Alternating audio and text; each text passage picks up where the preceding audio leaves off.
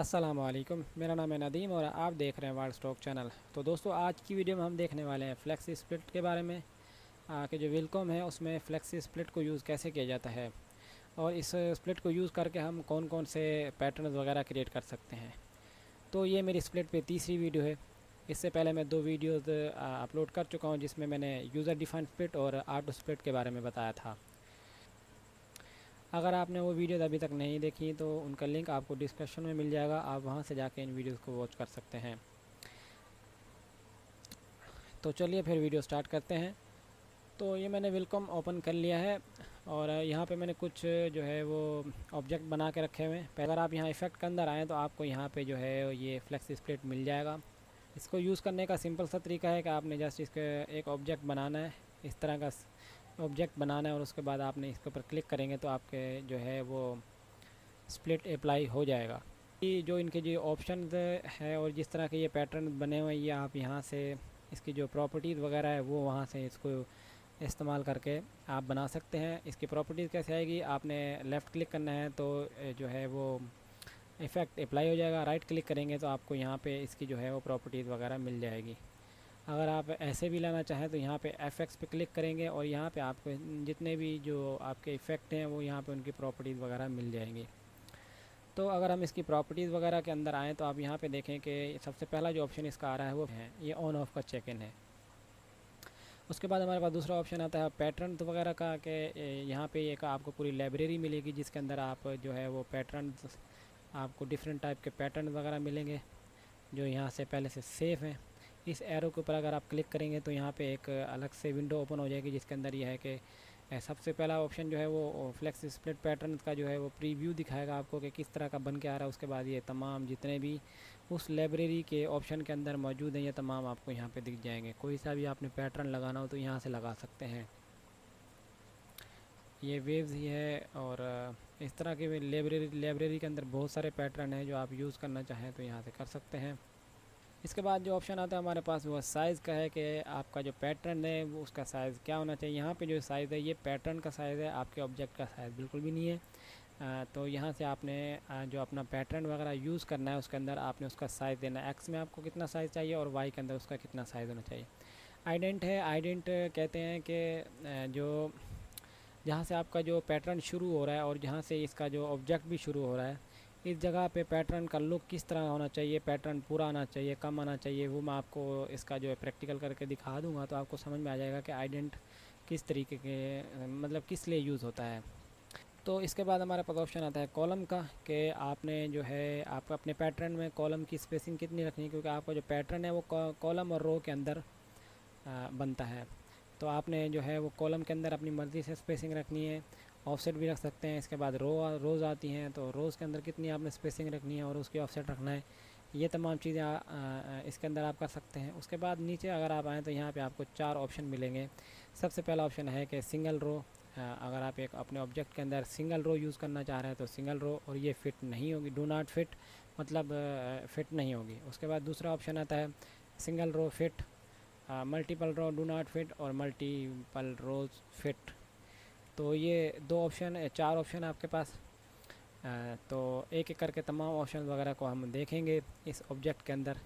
तो सबसे पहले मैं इनके अंदर जो है वो स्प्लिट ऑफ कर देता हूँ ताकि मैं आपको सही से समझा सकूँ कि किस तरीके से इनको हमने यूज़ करना है। सबसे पहला ये ऑब्जेक्ट पकड़ लेते हैं, उसके बाद हम इसके ऊपर जो चेक इन कर देते हैं तो ये आपके ऑब्जेक्ट के ऊपर जो डिफ़ॉल्ट पैटर्न होगा वो अप्लाई हो जाएगा। आपने यहाँ से अपनी मर्ज़ी से कोई सा भी चेंज कर लेना है, जो लगाना चाहें। मैं यहाँ पे एरो ही लगा रहने दूँगा। उसके बाद ये हमने यहाँ से अपना जो पैटर्न है वो सिलेक्ट कर लिया है। उसके बाद हमारे पास यहाँ पे ऑप्शन जो आ रहा है वो आ रहा है कि हमने जो है इसका एक्स में साइज़ कितना रखना है, पैटर्न का एक्स में, और वाई में साइज़ कितना रखना है। तो मैं चाह रहा हूँ कि साइज़ अगर 4 रख दूँ तो आप देखेंगे कि आपका जो पैटर्न है उसका जो एक्स में साइज़ है वो कम हो गया, वाई में सेम वही है। और अगर मैं इसका 8 रख दूं तो आप देखेंगे कि इसका पैटर्न एक्स के अंदर इंक्रीज़ हो गया और वाई के अंदर बिल्कुल सेम वही है। और अगर इसके अंदर मैं इसका 4 कर दूं तो अब आप देखेंगे कि वाई के अंदर जो इसका पैटर्न का जो साइज़ है वो कम हो रहा है। सही है गाइस। तो फ़िलहाल हम इसको जो जैसे था डिफ़ॉल्ट पे वैसे रख देते हैं, 6 बाई 6 रख देते हैं। और उसके बाद मैं ये ऑप्शन कर लेता हूँ। तो ये सिंगल रो वाला पहला ऑप्शन जो हमने लिया है। तो इसके बाद हमारे पास जो ऑप्शन आता है वो आइडेंट का है। आइडेंट का ऑप्शन ये होता है कि जैसे अगर आप यहाँ से देखें कि ये ऑब्जेक्ट आपका यहाँ पे कटा हुआ है, मतलब एंड है, और यहाँ पे देखेंगे आपका पैटर्न पूरा नहीं आ रहा, तो आप चाह रहे हैं कि जो इस जगह पे है वो पैटर्न पूरा आना चाहिए ताकि लुक वाज़ेह हो और कोई ख़राब ना दिखे, या तो ये पैटर्न इधर चला जाए या इधर पूरा हो जाए। इस तरीके अगर आप लाना चाह रहे हैं तो आप इस आइडेंट के ज़रिए यहाँ से ला सकते हैं। इसको सिलेक्ट करना है। अब ये देखें जितना इंक्रीज़ करते जाएंगे पैटर्न उतना पीछे हटता जाएगा। आप ये देखें आपका जो बचा हुआ पैटर्न था वो पीछे हट गया और वहाँ पे आपका पूरा एक कंप्लीट पैटर्न आ गया। इसी तरह अगर आप इसको आगे बढ़ाना चाहें तो आगे भी बढ़ा सकते हैं, नीचे की तरफ ला के एक पूरा पैटर्न यहाँ पे ला सकते हैं। ये देखें, तो आइडेंट इसलिए यूज़ होता है कि आपके पैटर्न को एडजस्ट करने के लिए यूज़ किया जाता है ताकि आपका जो लुक है वो सही शो हो। अब उसके बाद हम आ जाते हैं हमारा कॉलम और रोज़। कॉलम और रोज़ का तब यूज़ होंगे जब हमारे पास मल्टीपल रो होनी चाहिए या मल्टीपल कॉलम्स वगैरह होने चाहिए। तो इसके लिए हमें क्या करना है, तो सबसे पहले तो हम सिंगल पे देख लेते हैं इन चार ऑप्शंस को कि ये चार ऑप्शन सिंगल पे यूज़ कैसे किए जाते हैं। सबसे पहला ऑप्शन हमारे पास जो है वो है single row and do not fit. Do not fit का मतलब ये होता है कि आपका जितने साइज़ का पैटर्न है तो वो बिल्कुल वही साइज़ रहेगा। आपका ऑब्जेक्ट भले जितना बड़ा हो या छोटा हो जाए। जैसे अब यहाँ देखें तो यहाँ जो ऑब्जेक्ट का साइज़ है बड़ा है और यहाँ पे छोटा है, डिक्रीज़ हो रहा है, तो यहाँ आके आपका जो ऑब्जेक्ट है वो बिल्कुल छोटा हो जाता है। लेकिन अगर आप पैटर्न को देखें तो आपका पैटर्न का साइज़ डिक्रीज़ नहीं हो रहा, वो सेम वही रह रहा है जितना यहाँ पे था। तो ये होता है कि सिंगल रो होना चाहिए और डू नॉट फिट होना चाहिए। इसके बाद हम दूसरा ऑप्शन ले लेते हैं और मैं यहाँ से ले लेता हूँ इसको सिंगल रो एंड फिट। अब सिंगल रो फिट के अंदर अगर आप यहाँ देखें तो आपके सामने है कि यहाँ से तो बड़ा है पैटर्न, लेकिन जैसे जैसे आपके ऑब्जेक्ट का जो साइज़ छोटा होता जा रहा है उसी हिसाब से पैटर्न का स्प्लिट का या स्प्लिट के ज़रिए पैटर्न बनाया गया, तो इस पैटर्न का साइज़ भी छोटा होता जा रहा है। तो ये दूसरा ऑप्शन हमारा इसलिए यूज़ किया जाएगा। ठीक है, उसके बाद हम तीसरा ऑप्शन ले लेते हैं। तीसरे ऑप्शन के अंदर हम यूज़ करेंगे मल्टीपल रोज़। दो ऑप्शन मैंने आपको बता दिए, single row do not fit और सिंगल रो फिट। अब हम देख लेते हैं मल्टीपल रोज़।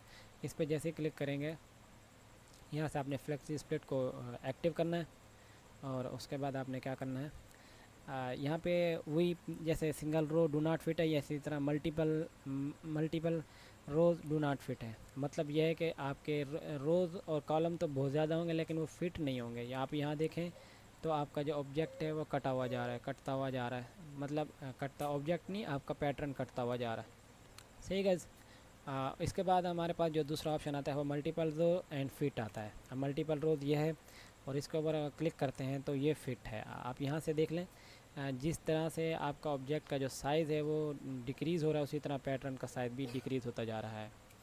तो ये तो मैंने चार ऑप्शन आपको इसके अंदर बता दिए। अब हम इसके जो है बाकी जो है वो देख लेते हैं कि कॉलम और रोज़। कॉलम और रोज़ के अंदर आप कितनी स्पेसिंग रखना चाह रहे हैं, आप यहाँ से इसको रख सकते हैं। अगर मैं यहाँ पे 8 रखना चाहूँ तो कॉलम के अंदर देखें स्पेसिंग जो है वो 8 mm की स्पेसिंग आ गई है। यहाँ से यहाँ तक 8 mm की स्पेसिंग आ चुकी है। और अगर रोज़ के अंदर मैं 4 mm रखना चाहूँ तो रोज़ के अंदर ये देखें ये और ये इस तरीके से ये रोज़ होती हैं, तो इनके दरमियान देखें तो साइज़ कम हो गया। आप देखें पैटर्न का लुक ही चेंज हो गया आपके। तो इस तरीके से आप जो है इसके जो साइज़ वगैरह और स्पेसिंग वगैरह को भी एडजस्ट करके इसके अंदर डिफरेंट टाइप्स के जो है वो पैटर्न वगैरह आप बना सकते हैं। इसके बाद हमारे पास आता है ऑफसेट। ऑफसेट के अंदर यह है कि रैंडम तरीके से आपको जो है आपका पैटर्न वगैरह के बना के वो देता रहेगा। आप जिस तरीके से भी इसके अंदर ऑफसेट कॉलम में लेना चाहें या आप अपना जो ऑफसेट वो है रोज़ में लेना चाहें तो आप इसके अंदर यूज़ करके डिफरेंट तरीके से पैटर्न वगैरह बना सकते हैं। तो ये ज़्यादातर जो फ्लेक्सी स्प्लिट के पैटर्न वगैरह हैं ये है बॉर्डर वगैरह में यूज़ किए जाते हैं। कोई सा भी जो है बॉर्डर टाइप शेप कोई भी आप बनाना चाहें तो उसके अंदर आप बहुत अच्छे तरीके से इसको यूज़ कर सकते हैं। अगर आप इसकी लाइब्रेरी देखें तो आपको यहाँ पे बहुत सारे पैटर्न वगैरह मिल जाएंगे। कोई सा भी पैटर्न यूज़ करना चाहें तो आप यहाँ से यूज़ करके अच्छा लुक ला सकते हैं एक ऑब्जेक्ट के अंदर। तो सही है गाइस। इसके बाद आखिर में जो बचता है वो ये है कि आप अपना कोई सा भी जो है वो पैटर्न ख़ुद का बना के इसके अंदर ऐड करना चाहें तो वो भी आप ऐड कर सकते हैं इसके अंदर। जैसे ये एक सर्कल का पैटर्न है, इसको आपने सेलेक्ट करना है और उसके बाद स्पेशल में जाना है और मेक प्रोग्राम स्प्लिट का ऊपर क्लिक कर देना है।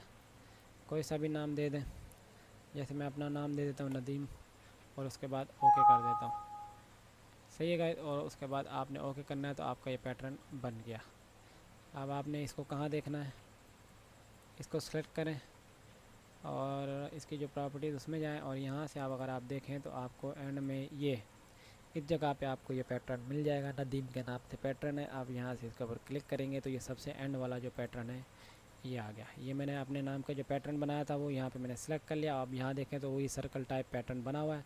अगर आप सिंगल में ले लेते हैं इसको तो आप ये देखें कि आपके जो पैटर्न का मैंने सर्कल टाइप जो एक सर्कल का जो पैटर्न बनाया था वो यहाँ पे पैटर्न बन के आ गया। तो आप अपनी मर्ज़ी से कोई सा भी पैटर्न बना सकते हैं, कोरल ड्रा में बना लें या किसी भी दूसरे जो है वेक्टर सॉफ्टवेयर उसके अंदर कोई से भी जो है पैटर्न वगैरह बना के यहाँ लें और यहाँ आके प्रोग्राम जो है स्प्लिट के अंदर ऐड करके आप यहाँ से इन ऑब्जेक्ट के ऊपर इसको यूज़ कर सकते हैं।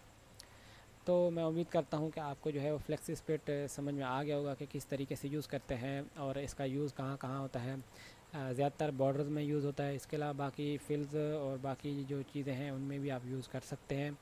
तो इसकी जो है आगे फिर जाके फिर मैं इसकी जो है वो यूजेज बताऊंगा और इसके जो है वीडियोस बनाएंगे उसके ऊपर कि कहाँ कहाँ यूज़ होता है। तो आज हमने सिर्फ इसके ऑप्शन वगैरह देखने थे कि ये ऑप्शन वगैरह किस तरीके से यूज़ किए जाते हैं।